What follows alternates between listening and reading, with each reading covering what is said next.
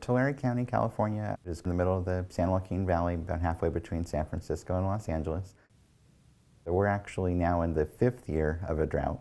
The first couple years of the drought, 2011, 2012, even into 2013, the impacts were primarily seen in agriculture. And in 2014, what we started seeing is household wells going dry.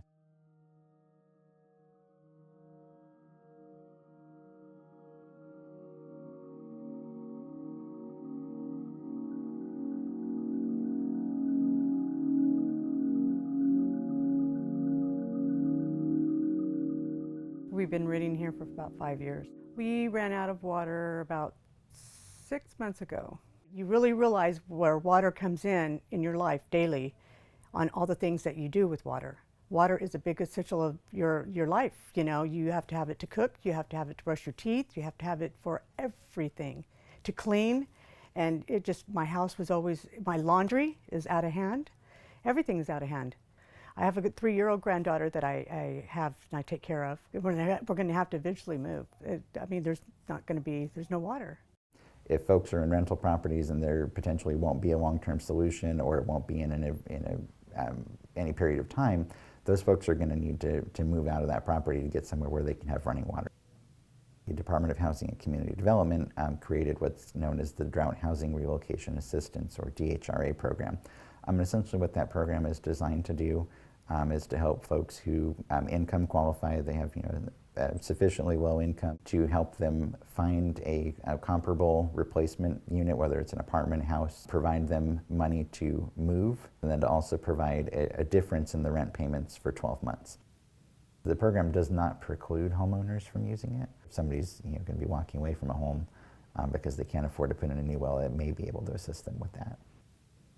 Since actually our well went dry, it's been like about 2.5 years already. Now I have a big tank that the county provide us. It's, oh my God, it's like a big release, a lot of help. I thought about selling my house a couple of times, but it has no value. Who's gonna buy a property without a well? No one is.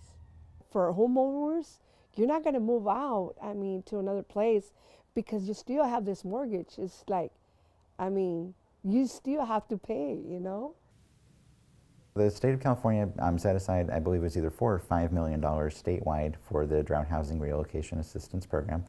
And Tulare County, being the hardest hit county in California, has received $1 million of that.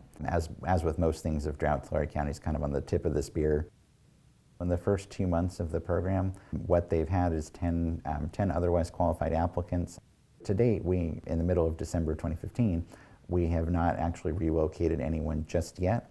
A lot of the challenges there stem from the development of the program on the fly here. It's not something that we've done several times. A lot of the folks that are in the most heavily impacted areas are not in a traditional rental type arrangement. They're on a cash basis. They don't have a written rent agreement, and those things would disqualify them from this program. And frankly, the availability of suitable replacement units is a challenge.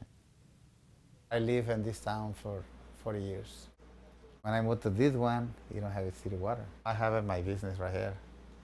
So it's what to move right here with I have my tow truck and I have the place for parking my cars right here. And it's too hard to find another one too cheap. It's cheap. It's cheap right here. $300 nothing. And other places, maybe $1,000. So it's more easy for me to make my things more easy, like bring the water and move. Right now it's hard for that, I'm breaking my leg. I have a lot of things right here, good things. Yeah, so I don't want to live right here. This is my town. This is my, my neighborhood.